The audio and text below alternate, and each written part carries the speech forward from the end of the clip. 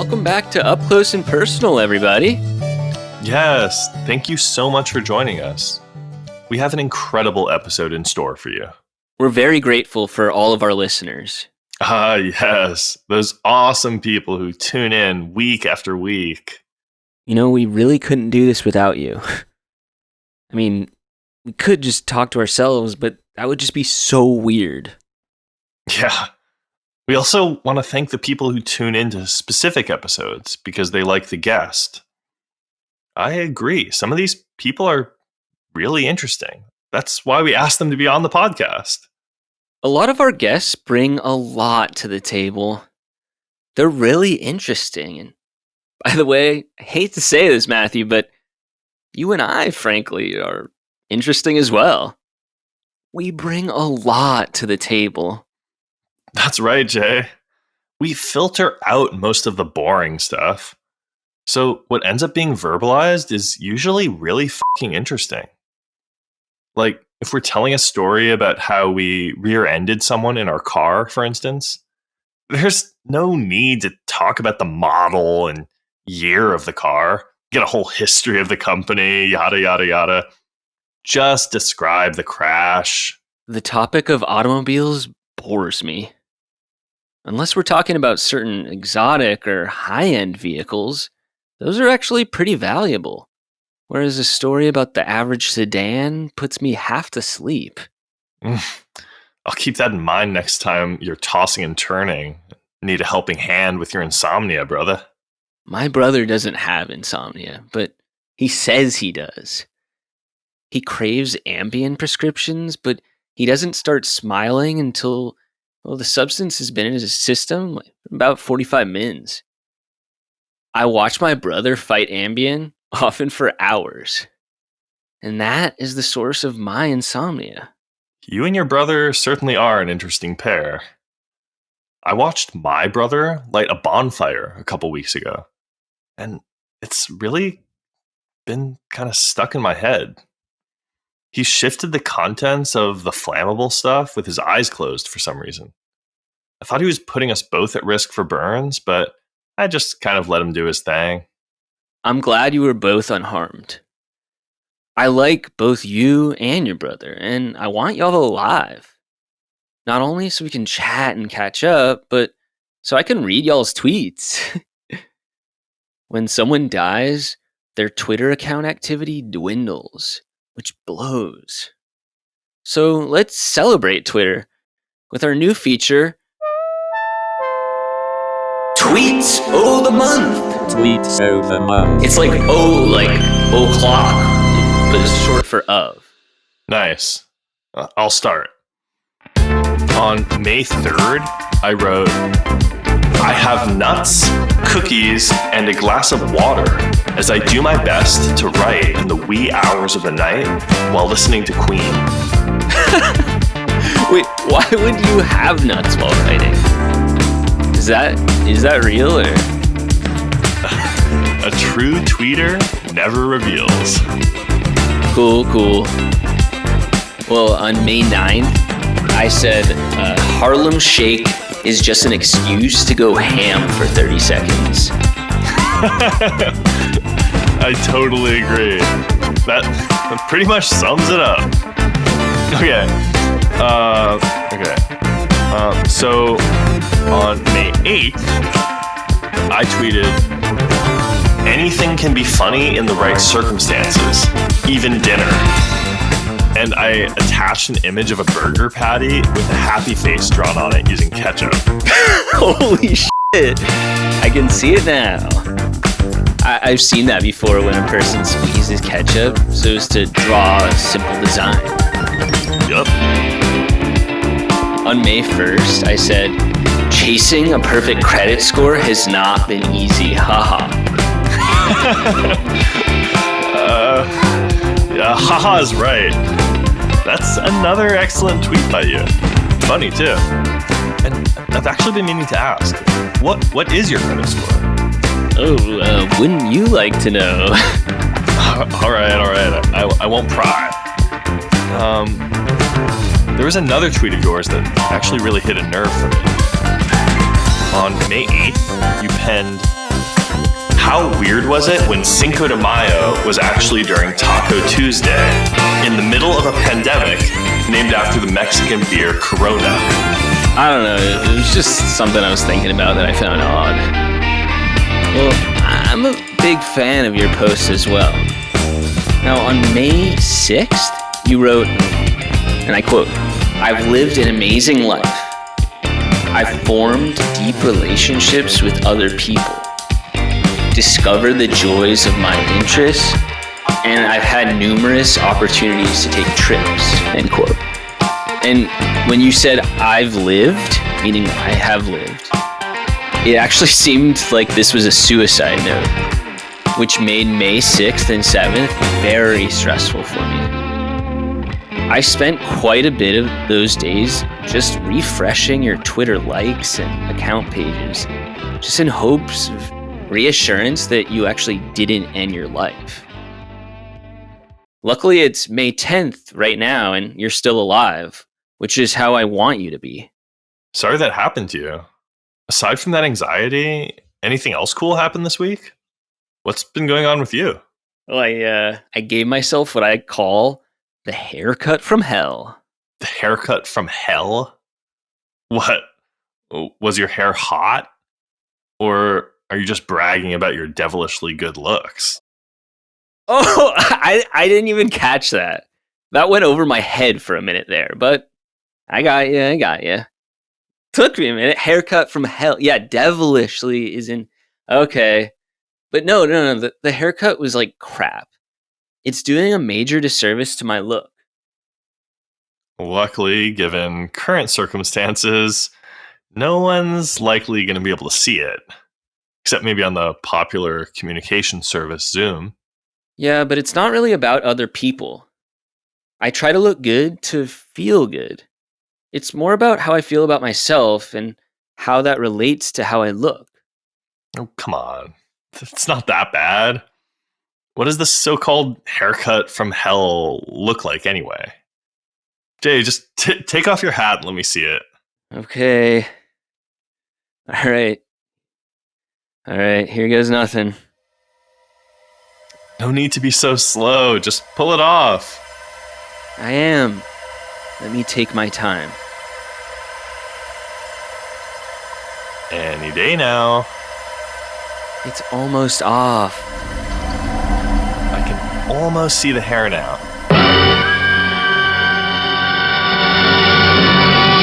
Ooh. That doesn't look so bad. No, not at all. Oh, come on. You're just saying that because we're homies. I know I look like I was slapped with the ugly stick. Yeah, maybe, but I'm sure some people might like it. Hell, everyone's somebody's fetish.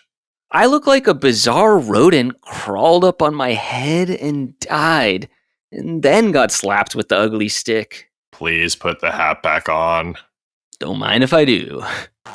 By the way, I've been meaning to ask you, what the hell is going on with you?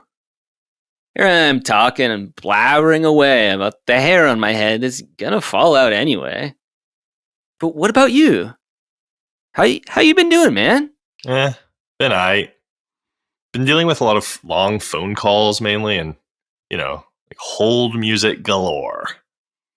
I'm having this weird issue with dealing with routing numbers and direct deposit from some of the old shows I've written on. I'm not going to name names. Archer. Yes, Archer. Yeah, these residuals are my livelihood at this point. I wrote some really funny dialogue for that show, and unfortunately, a routing code error is really getting my goat, pissing me off to no end. Well, can't you ask to receive the residuals in the mail as like in a physical check rather than using direct deposit?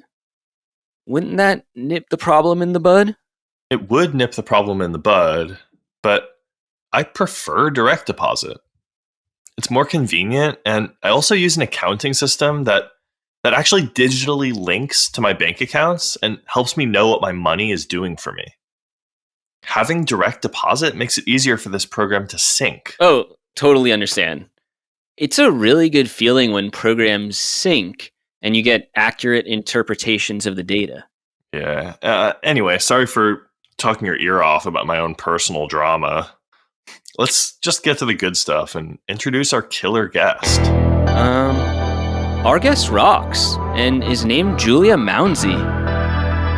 She is a writer and performer whose first full-length work, 50/50 Old School Animation, premiered at Jack in 2016 and has since been performed at the Public Theater's Under the Radar Festival and at the Munster Volkstheater's Radical Young Festival in Munich, Germany. I was just going to say that. Her work wrestles with questions of cruelty, authenticity, ownership, deception, entertainment, and even power. I thought wrestling was that fake AF crap that happens on pay-per-view. But Julia seems real AF on the other hand. At least judging from our interactions so far. Our interactions have been extremely natural and flowing, and an absolute pleasure to be a part of. She brings a lot to the table, and I'm excited to see how an interview with her affects the mood, or shall we say, vibe of this episode. Should be easy breezy. Well, should we call her? Yeah, well, do you have the conch? Yep.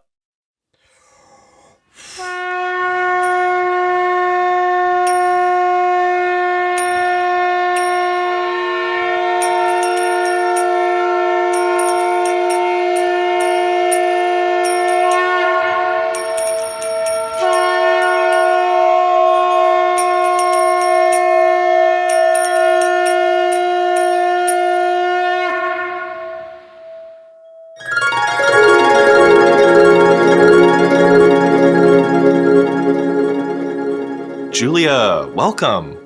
How's it going? We're so happy you agreed to do the podcast. Yeah, no problem. Actually, I'm happy to do it. I remember when you posted EPs 1 through 7, I thought, I could do this, and I'm down to be one of the guests. And at a certain point, you DM'd me on Twitter asking if I was open to being a guest on the podcast, and something just clicked. Right.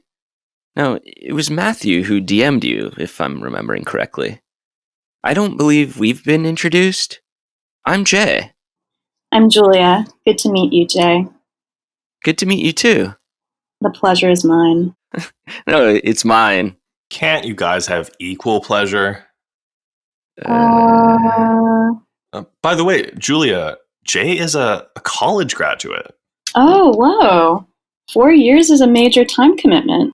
I'm really looking forward to getting to know you, Jay. Oh. Yup. He's an interesting and well-rounded person. Yeah, it definitely sounds like it. And Jay, Julia is a writer and performance artist who works in theater. I feel like you, with your interest in performing, would really get a lot out of picking her brain. Absolutely. I mean, obviously only if she had time, but I would love an opportunity like this. Yeah, let's definitely try and go out to a cafe sometime in the near future. Maybe discuss some of my history and how some of this may overlap with your life experience. Hey, actually Matthew also has some of these interests. Hey, wait a minute. Can Matthew come? Matthew is a really good friend, and our senses of humor are so similar. And he also has an interest in writing. Please, Julia? All right, Matthew can come. Just kidding, of course he can come. Let's put our heads together after this and select a cafe. There we can collab on a new kick-ass project that'll be dope for viewers, retain the flavors of each of our unique styles, but also be more than the sum of its parts. I'm always available for collaboration. In fact, anyone listening to this, who wants to collaborate? Who wants to collaborate? Hit me up, y'all. Wait, Matthew, aren't we already creative teammates? And now you're putting out general feelers for other quote-unquote partners in crime? I mean, I know technically it's not like we're bound by some contract to work together or anything, but damn. Can't you at least pretend you're being somewhat discerning or something? My ego is crumbling. Oh boy, if Peter, my creative partner, ever pulled a fast one like Matthew just did, woo, I'd slip his hand into some warm water while he was asleep. And what would that accomplish exactly? I failed to see the point. Yes, the water would no longer be potable. Okay, I guess I get that personal hygiene and hand health is important, but that's not exactly punishing him. Yeah, that's actually hooking him up with some really lit health benefits. Good on you, Peter. Ugh, no, you don't get it.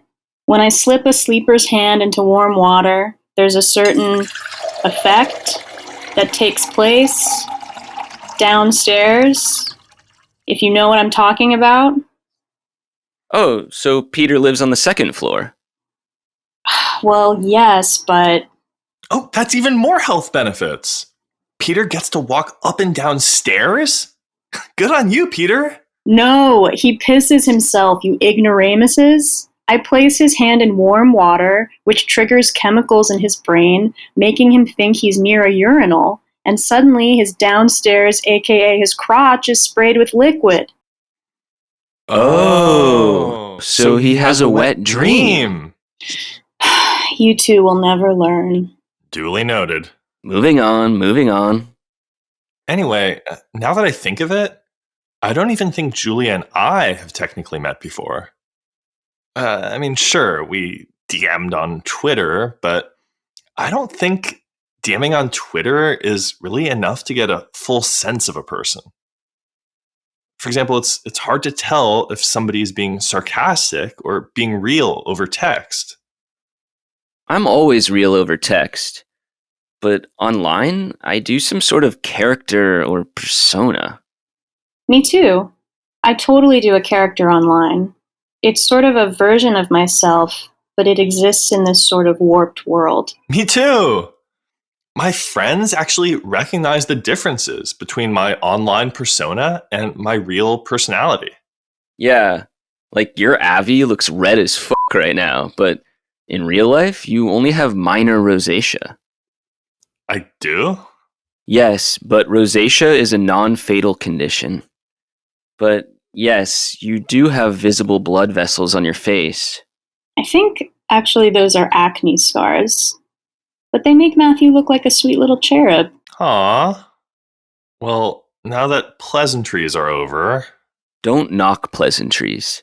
There's social lubricants that have a way of, making things run just a tad smoother. That's right. I'd go a step further and argue that pleasantries have inherent value. They're not just tools for paving the way to the main point. Oh my god, this is so meta. We're having a conversation about having a conversation. And now I'm talking about having a conversation about having a conversation. So meta. It's honestly dizzying. I don't feel so good. Matthew! Matthew! Matthew, are you okay? All good. If you're feeling dizzy again, just take some Dramamine.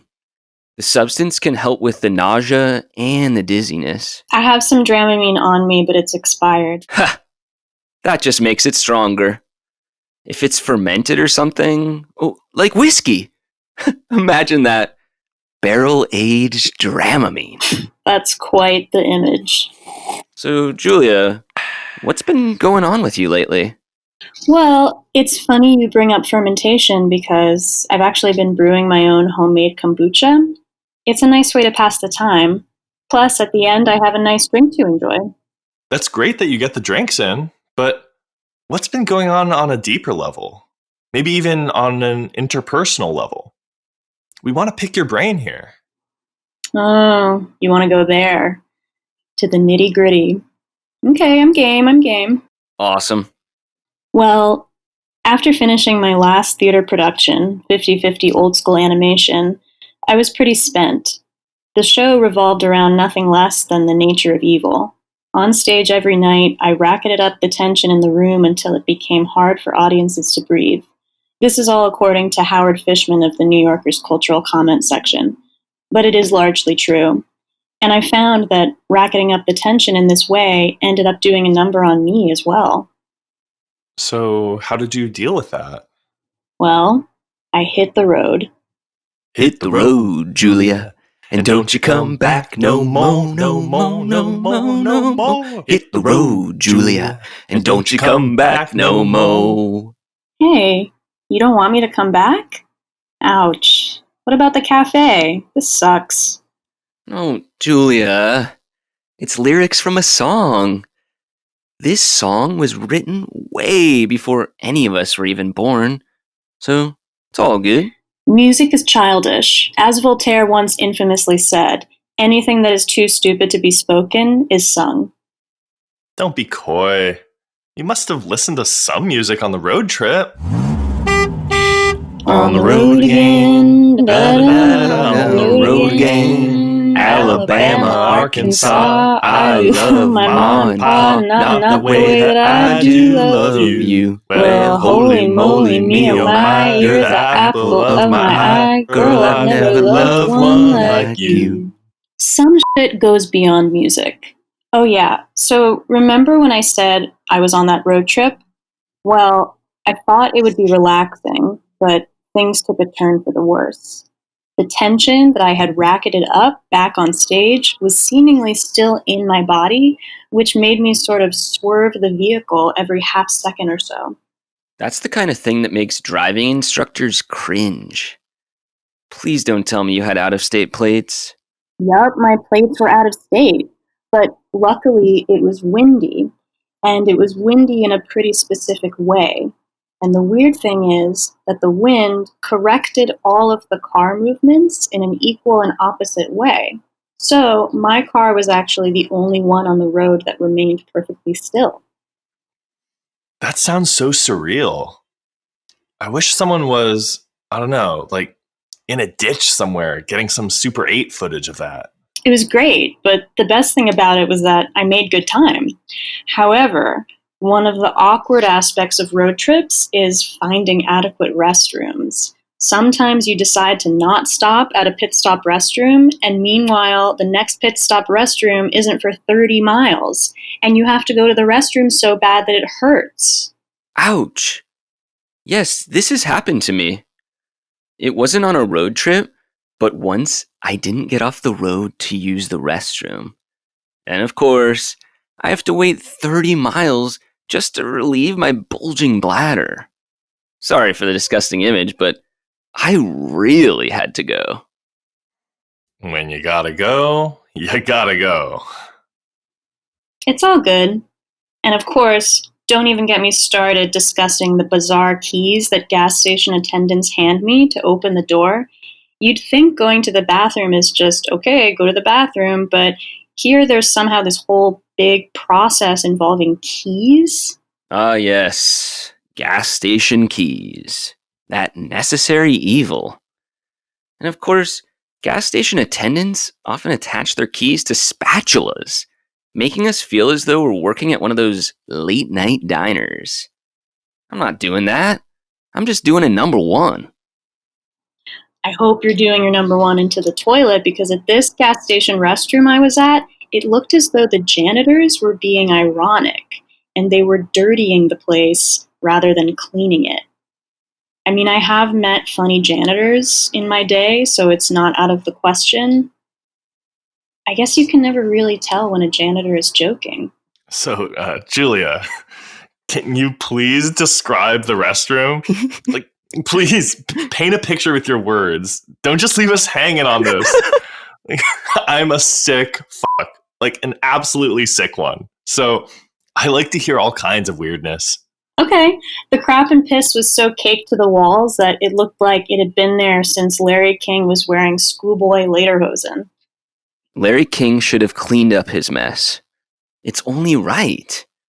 You don't legally have to clean that stuff on the walls. Like, it's on the honor system, but it's only right.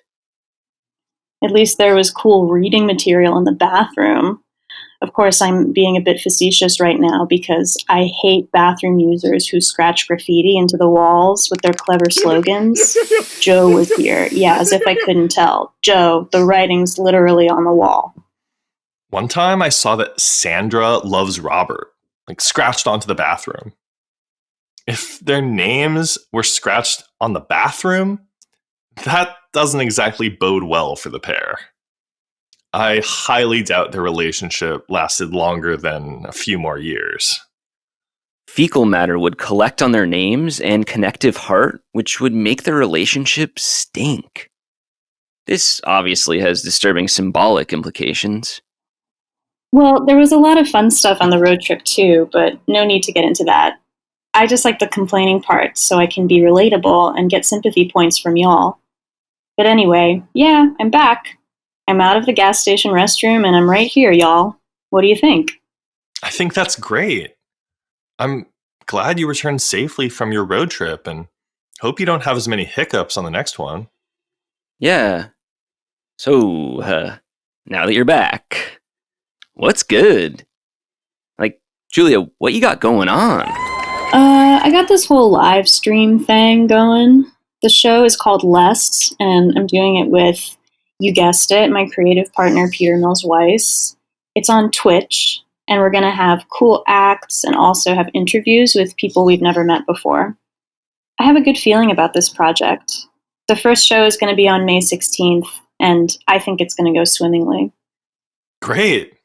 I'm going to go watch it, and I agree about the going swimmingly part. I've never seen a live stream before, but I think I might start checking them out more. There's just something about that site Twitch that really resonates with me and actually kind of strikes a chord. This podcast has been fun to do remotely, with audio and everything, but Julia, Matthew, what do you say? It would be dope to meet up at the midway point between NYC and Van City. Yeah, which I think is in North Dakota. I don't know. I prefer South Dakota, but compromise is key in relationships. How about if we all just meet up at the border of North and South Dakota and just chill? It doesn't even matter what we do as long as we're having a good time and don't get bored. All right, let's hit the road. There's just one little problem. We don't have cars! Taxi! Taxi! Taxi! Okay, great. I found one. Great. Bye, Julia. Bye. I'll see you there. Taxi. Taxi. Taxi. Ooh, I just found one. Okay, I'm getting in right now. Bye, Jay. Bye. All right, it's just me. Time to hail a cab to head on down to the border of North and South Dakota. Oh, great. Yes, how much is the fare? Sounds perfect, thanks.